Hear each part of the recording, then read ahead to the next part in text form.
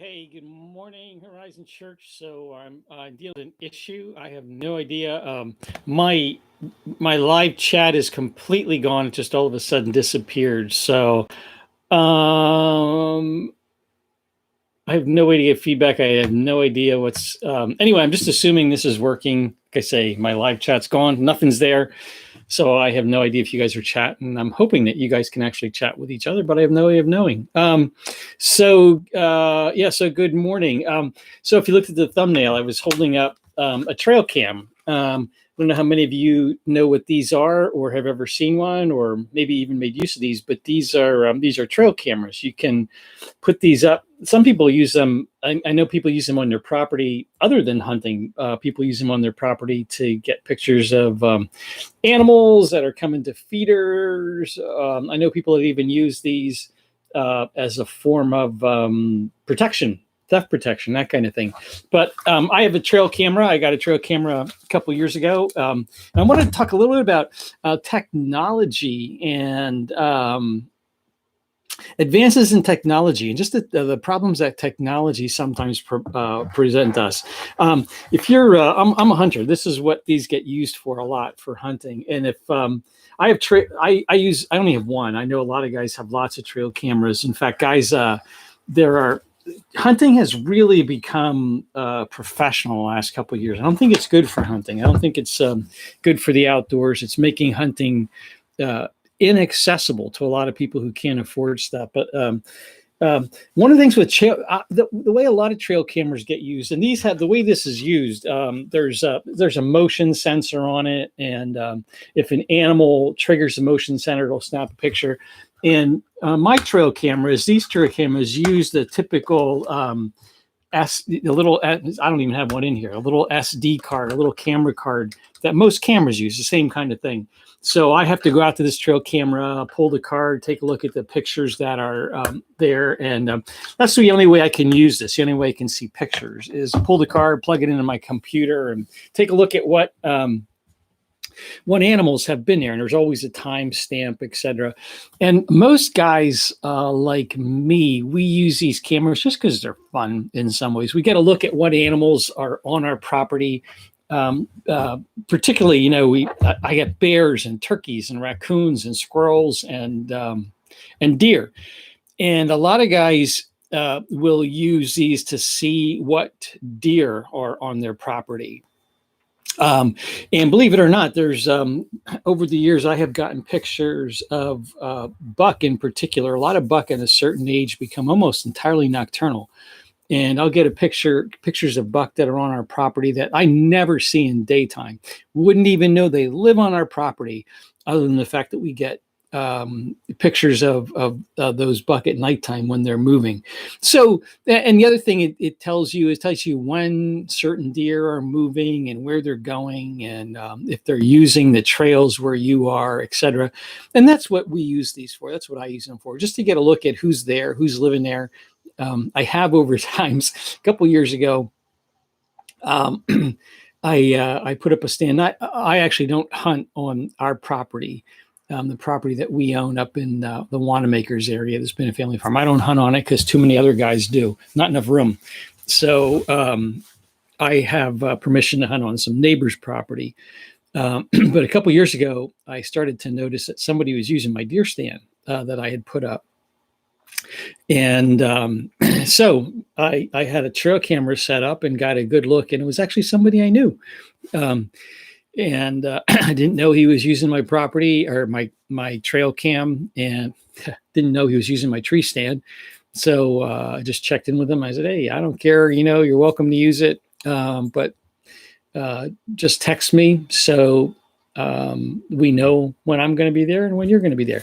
So that's the way we use them. It's just a lot of fun. Tells you who's living on your property, who's using it, and when deer are moving. But here's the interesting thing.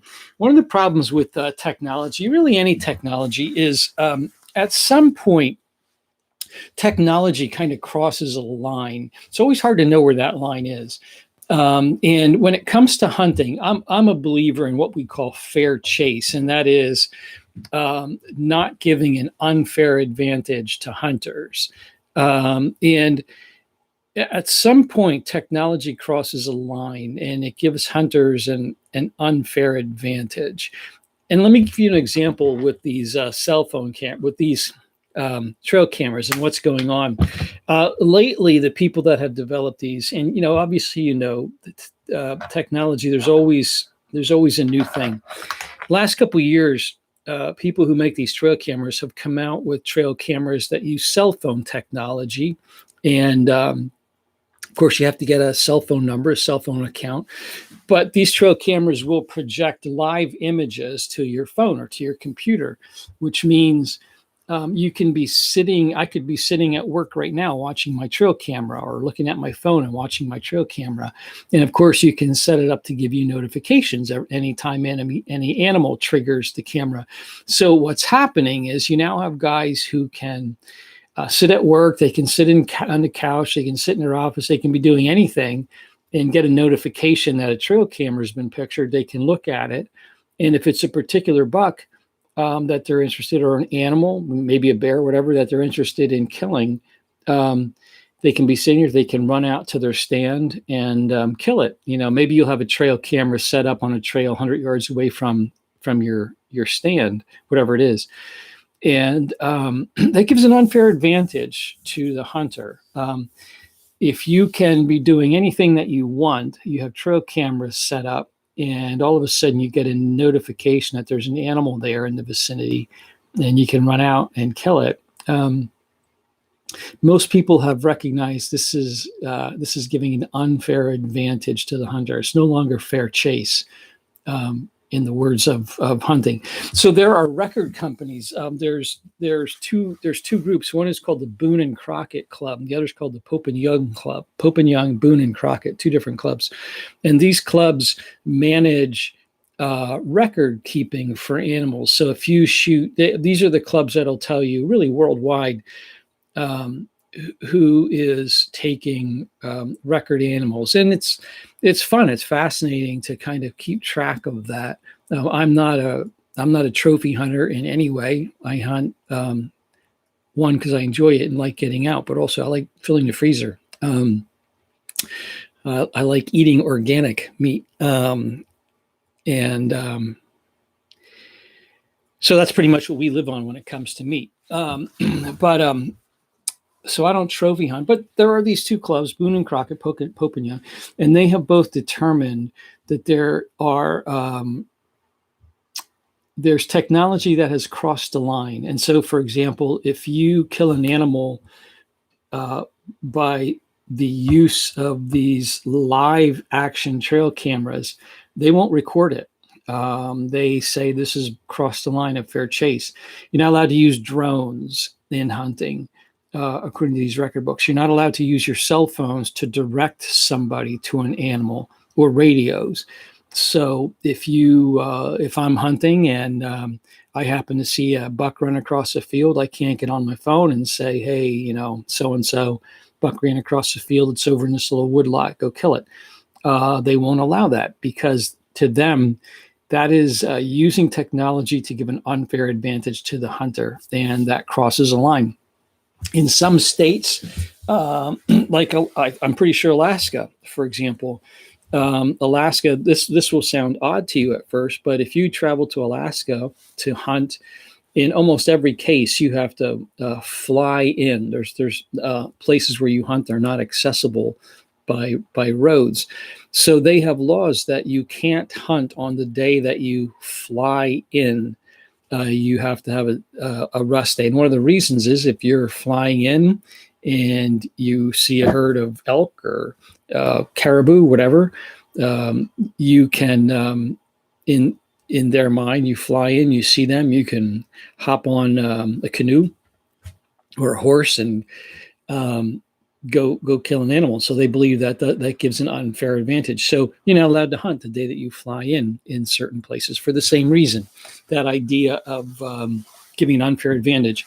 So technology always gives us some issues. There are always problems with technology. There's so much good that comes from it, but at the same time, we're always questioning this idea of Has it crossed a line? So when it comes to church, there's a lot of technology that I absolutely love that benefits us. Think about microphones, for example. I can't imagine what it was like to preach in an era pre-microphones. My voice is getting older, for example. I can't talk as loudly as I used to. I remember back in the day when I was a young guy, and I always had people say, "Oh, it's so nice to hear you talk because I can hear you," because I made a point to talk loudly. And there was a time I could do that. I can't do that anymore. My voice wears out. I know at different times in my life, at different churches, I did 2 services back to back, and I could do that. And I know now that by the end of one service, my voice is just starting to wear out.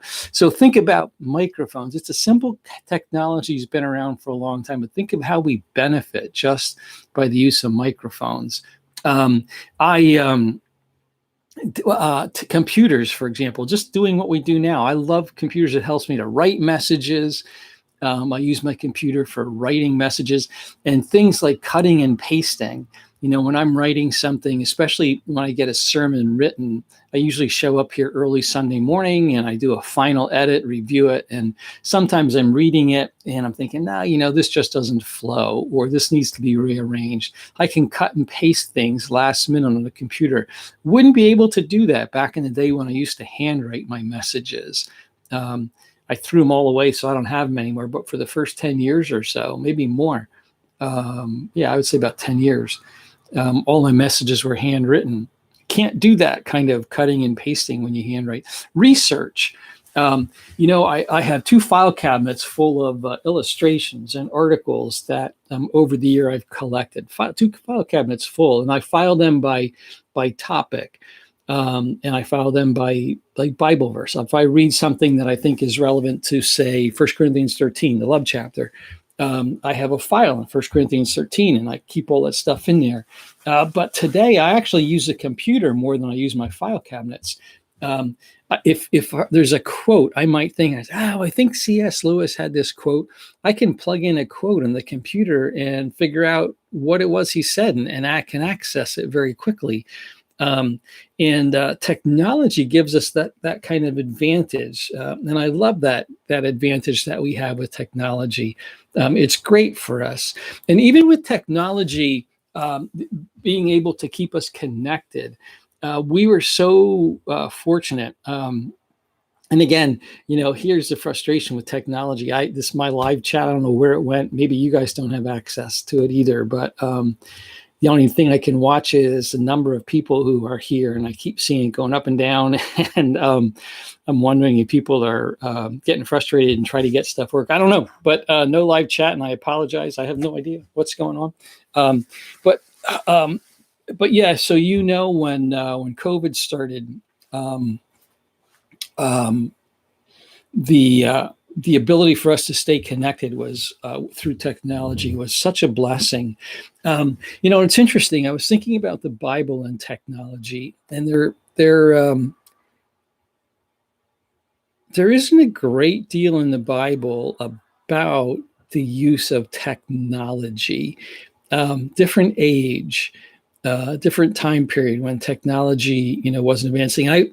I've often wondered, how Jesus, how the apostles, how the prophets would respond to technology. Would they take advantage of it? And I'm sure in many ways they would take advantage of some technology. But here's where we've crossed the line. And I think this is a line that's difficult for us. And it is a line. By definition, church is community. That's what it is. That's what the word means. The whole idea of church in the Bible, or even the people of God in the Old Testament, the Israelites, by definition, it's people who are gathered. And one of the things that's happening that we're struggling with right now is a little bit of difficulty. And we're not alone with this. Every church is struggling with this. I talk to pastors a lot. We have conversation, how many people are back yet? Are people coming back to your church? And the fact that we could do this and stay connected is a blessing. And obviously for some people, Man, this is such a blessing for some people who could not otherwise connect and participate. The downside is that this isn't church. This is a way to stay connected. This is a way to transmit a message, but we're not being a church in doing this. The church, by definition, is God's gathered people. That's what the word means. The word, some of you will know in the New Testament, the word is ecclesia. It's where we get ecclesiology and a lot of other words. And ecclesia is this idea of people who are called out from the world at large, and they're called out from the world, and they are God's gathered people. They're his people. And that's who we are. We're the church. We're gathered people. And I think a lot of times we don't think about how much being gathered matters. And a couple of weeks ago, I wrote an article for our e-news on a Sunday that I was going to be away, and talked about the fact that, hey, this is true everywhere in every church. The pastor goes away and everything, so I'm going to take a vacation a week too. And I just wrote a little article about for our e-news, and several people responded and said, I never really thought about it that way, or that made me think. So think about this, for example, on a Sunday. It's a whole lot easier for people I know to stay at home. And again, I'm not talking about people for whom there are legitimate reasons for people to connect via digital technology, via the internet. And there are times, but at some point, if we're brutally honest with each other, at some point it becomes an issue of, let's just call it like laziness, or it's just easier.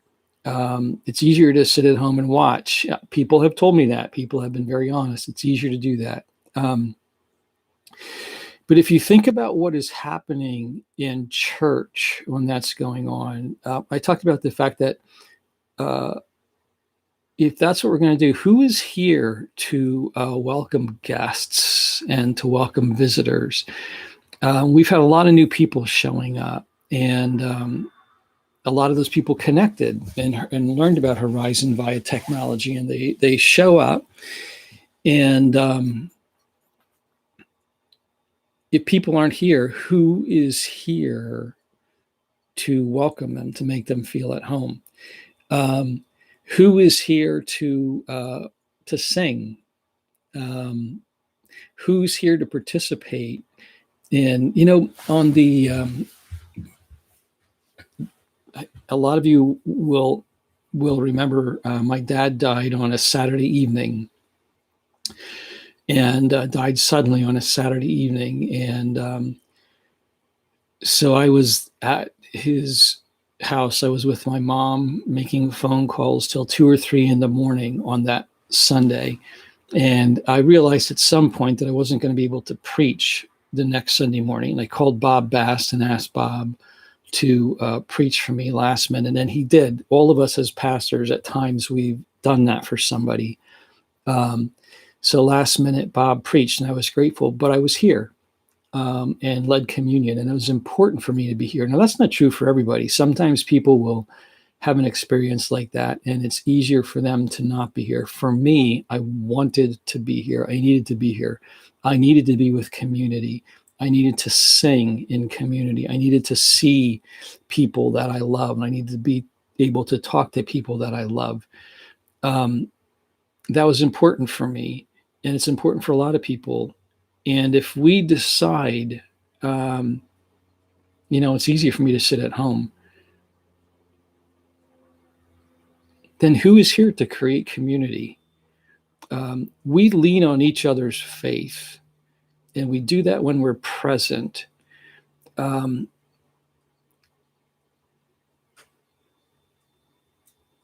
And in some cases, technology is getting in the way of presence. We talk about that. We joke about it with our cell phones. You can see a bunch of people sitting in a restaurant, all of them looking at their phones, none of them present. We've talked about this a lot in our Stephen Ministry training, for example. As we talk about being caregivers to people who need help, we've had conversation about the use of technology.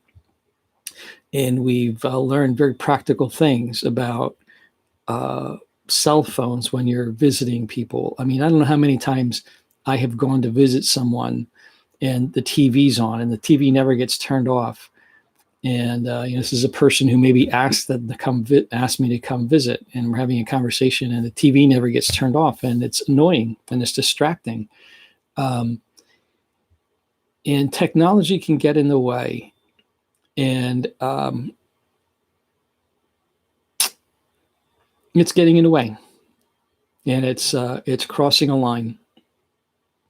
And for some of us, it's time for us to start thinking about what is the nature of the church. And the fact that we can do this is wonderful, and it's a benefit. But at some point, it crosses a line. As I said, the Bible doesn't deal with technology exactly in the same way that I'm talking about it, but the Bible is very clear that anything that distracts from love, from genuine love, is really illegitimate.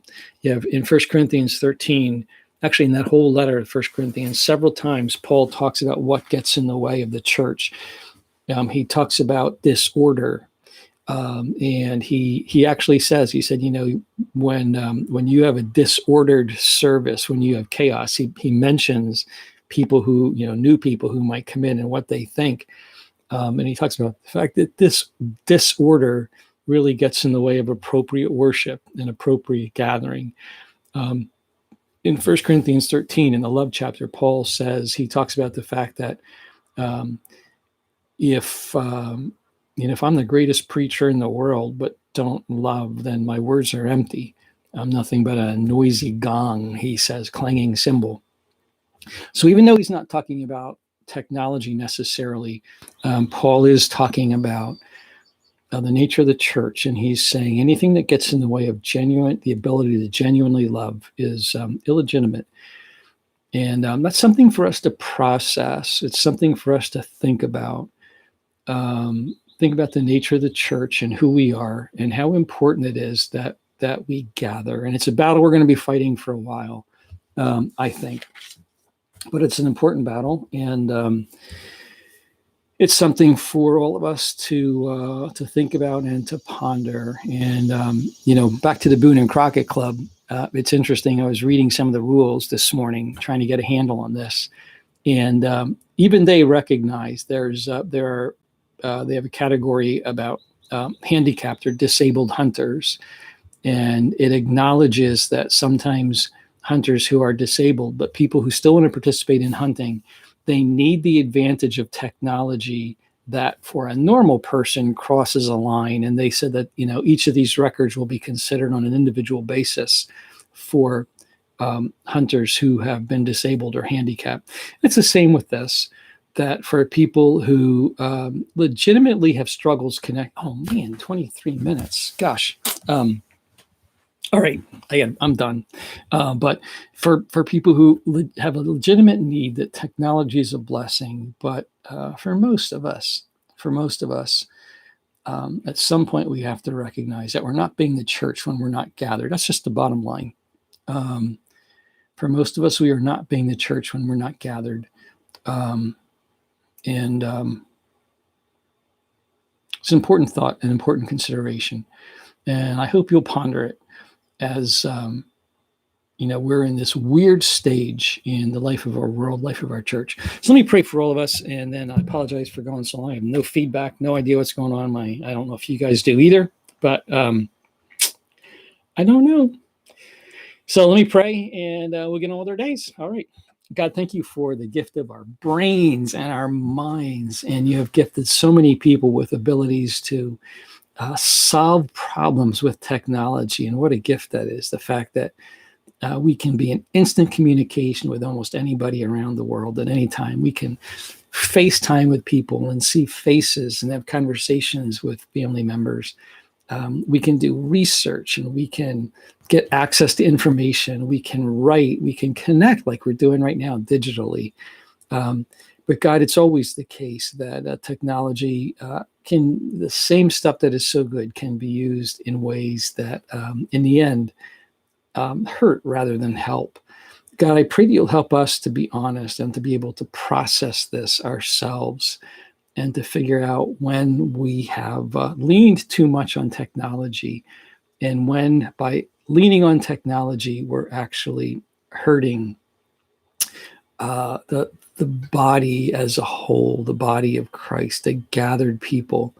God, I pray that you will never let us get to a place where we don't gather anymore. I know, God, that the church at times, there are human beings, even to this day, who know that gathering is so important, they will risk their lives to do so. God, I know that the church has gathered in catacombs, they have gathered in homes in secret, and they have struggled. They've risked their lives in order to be together, to be the people of God. God, I pray that you would help us to recognize the importance of being together, the importance of gathering. I pray, God, that you'd energize us and motivate us. I pray, God, that those of us who lead, that you will help us to work hard to make our gatherings important and gatherings that are meaningful to people. Meanwhile, God, thank you for the gift of technology, for what it brings to our lives. But I pray, God, that you will never let it get in the way of love and the way of our relationships. And I pray this in Jesus' name. Amen. All righty, everybody. Well, whoever was there, if you were listening, if you were frustrated in chatting, I have no idea. Hope you guys have a great day. Love you all. And I will see you Sunday, I hope.